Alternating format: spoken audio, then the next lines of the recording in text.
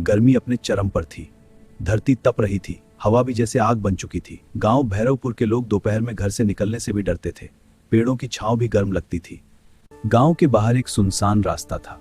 कहते थे जो भी दोपहर 2 से 3 बजे के बीच वहां जाता है उसे कुछ अजीब दिखाई देता है, लेकिन आज तक किसी ने खुलकर कुछ नहीं बताया।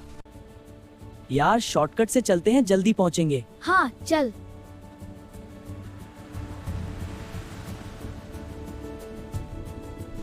नहीं भाई, वो काली पगडंडी मत चल, वहां कुछ गड़बड़ है। तू भी ना, भूत भूत कुछ नहीं होता। जैसे ही राहुल उस रास्ते पर पहुंचा, हवा अचानक बंद हो गई। पत्ते हिलना बंद, पंछियों की आवाज गायब, एक अजीब सा सन्नाटा। राहुल को प्यास लगने लगी, गला सूख गया। तभी गांव में दूर उसे एक आदमी दिखा। एक छोटा सा ठेला, उस पर हरे हरे नारियल, और वो आदमी सफेद कपड़े पहने, बिना पसीना, चेहरे पर अजीब सी शांति। इतनी गर्मी में भी ये आदमी इतना शांत कैसे है? नारियल पानी पियोगे? उस आदमी ने धीरे से पूछा। उसकी आवाज बहुत धीमी, जैसे कहीं दूर से आ रही हो। राहुल ने सिर हिलाया।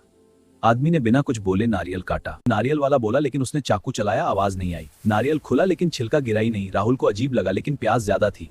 उसने पानी पिया और पानी बर्फ जैसा ठंडा था, लेकिन स्वाद थोड़ा कड़वा। कितने पैसे? हाँ, पैसे नहीं। क्या याद रखना, जो प्यासा हो उसे कभी मना मत करना। क्या चाहिए भाई? लगता है कोई मुझे देख रहा है। वो पीछे मुड़ा। ठेला गायब, आदमी गायब, नारियल भी नहीं, जैसे वहां कुछ था ही नहीं। राहुल के हाथ से नारियल गिर गया, लेकिन जमीन पर गिरते ही वो सूखा हुआ था। उसमें पानी का एक बूंद भी नहीं। अरे यार!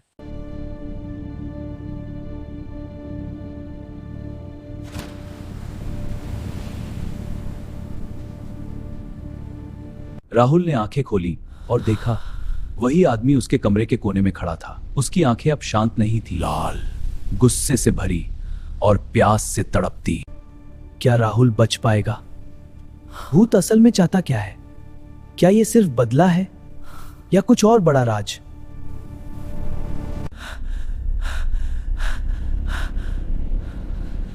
मुझे पानी चाहिए।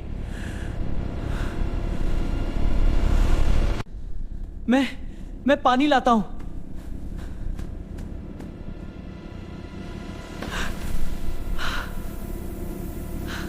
राहुल को लगा कि उसका गला सूख रहा है, इतना सूख रहा है कि वो सांस भी नहीं ले पा रहा। तू समझा प्यास क्या होती? मुझे गला जल रहा था, जैसे अंदर आग लगी हो गई। राहुल की माँ कमरे में आई। राहुल, क्या हुआ? जैसे ही लाइट जली, भूत गायब, सब कुछ सामान्य, लेकिन राहुल पसीने में भीगा हुआ और उसका गला अभी भी सूखा हुआ था। अब मुझे सच जानना ही होगा। दादा हरिराम, मुझे सब सच बताइए। बेटा राहुल, धैर्य रखो, सच समय के साथ ही मिलेगा। तूने उसे देख लिया। वो कौन है? एक दिन भीषण गर्मी थी। शंकर खुद बहुत प्यासा था, लेकिन कोई ग्राहक नहीं आया। पानी खत्म हो गया। वो उसी सड़क पर प्यास से मर गया, लेकिन मरने से पहले वो मदद मांगता रहा। लोग वहां से गुजरे, लेकिन किसी ने उसे पानी नहीं दिया। उसका दिल टूट गया। मरते समय उसने कहा, जिसने मेरी प्यास वहीं से सूझ गई। वो लोगों को नारियल पानी देता है, लेकिन उसके साथ एक श्राप जुड़ा है। तो अब मेरे साथ क्या होगा? जिसने उसका पानी पी लिया, उसे उसकी प्यास महसूस करनी पड़ेगी। धीरे धीरे उसका शरीर कमजोर होगा, और आखिर में क्या? आखिर में वो भी उसी जगह मर जाएगा और उसकी आत्मा भी वहीं फंस जाएगी। खतरा बढ़ता है तभी। राहुल को फिर से प्यास लगने लगी, लेकिन इस बार उसने 3 गिलास पानी पिया, फिर भी प्यास नहीं बुझी। अरे अब भी प्यास लग रही है। उसकी आंखें लाल होने लगी। मुझे सारे प्राणों की प्यास है। और अचानक दिन के उजाले में ही राहुल ने देखा, वही भूत दूर खड़ा उसे देख रहा था और धीरे धीरे मुस्कुरा रहा था, जैसे कह रहा हो, अब तू नहीं बच पाएगा था। लेकिन एक तरीका है। क्या? जल्दी बताओ। अगर तू उसकी अधूरी इच्छा पूरी कर दे तो शायद वो तुझे छोड़ दे। उसकी इच्छा क्या है? उसकी इच्छा क्या है? वो चाहता है कि कोई उसकी तरह प्यासों को पानी पिलाए, दिल से। अगर तूने कोशिश की तो मैं तुझे पहले खत्म कर दूंगा। पानी पियो और मुझे छोड़ दो।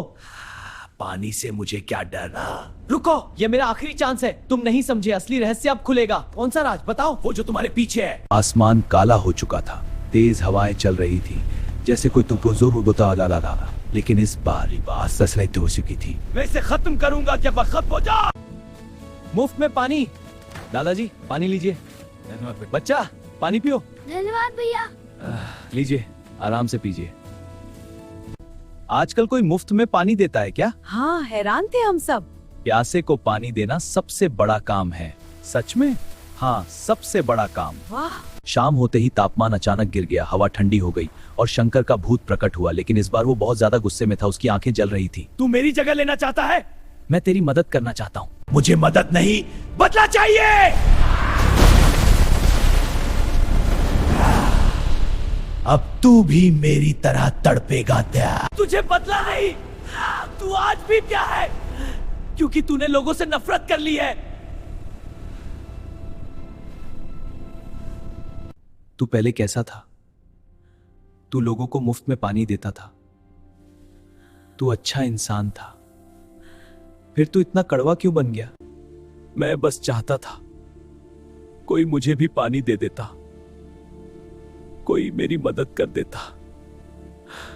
कर रहा हूं जो तू करता था। तू अकेला नहीं है, तेरी अच्छाई अभी भी जिंदा है। एक बूढ़ा आदमी वहां आया, वो कांप रहा था। राहुल ने तुरंत उसे पानी दिया। जैसे ही उस बूढ़े ने पानी पिया, उसका चेहरा बदलने लगा और वो बन गया युवा शंकर। राहुल हैरान रह गया। तूने मुझे मेरी असली पहचान वापस दिला दी और तूने मुझे वो देता था।